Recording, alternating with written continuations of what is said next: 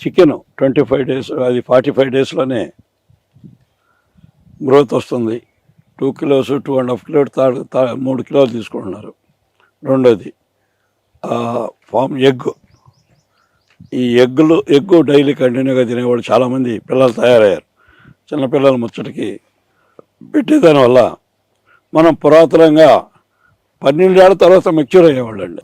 12 ఏళ్ల తర్వాత మెచ్యూర్ అయ్యేవాళ్ళు. 16-18 ఏళ్ల కల్లా వివాహం జరిగేది. వాళ్ళకి ఎలాంటి ప్రాబ్లం ఉండేది లేదు. మీరు అడిగినట్టుగా దానికి సంతాన ప్రాబ్లం అనేది సమస్య లేకుండా ఉండింది.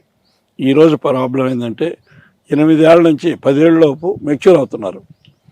అదే నాన్ వెజ్ తిన్నవాళ్ళు ఎవరినైనా తీసుకోండి, వాళ్ళు 12 ఏళ్ళ నుంచి 16 ఏళ్ళ దాకా 16 ఏళ్ళకి మెచ్యూర్ అవుతున్నారు. ఇది కామన్గా ఎవరినైనా అడిగి చూడండి. మీరు మీ ఇళ్ళ పక్కన ఉన్న నాన్ వెజ్ తిన్నవాళ్ళు ఉంటే వాడిని అడిగితే నేను డీటెయిల్స్ మీకు ఇస్తారు. అది ఏమవుతుంది, గతంలో 16 ఏళ్ళ నుంచి 18 ఏళ్ళ పెళ్లి చేసేవాళ్ళు ఈరోజు ఇంజనీర్ చదువుతున్నారు, డాక్టర్లు చదువుతున్నారు, పీజీలు చేస్తున్నారు. అంటే మినిమం 25 ఇయర్స్ అవుతుంది. అప్పటికి పీరియడ్స్ మనకి ఈ మెచ్యూర్ అయ్యి దాదాపు 15 ఏళ్ళు పై దాటుతుంది.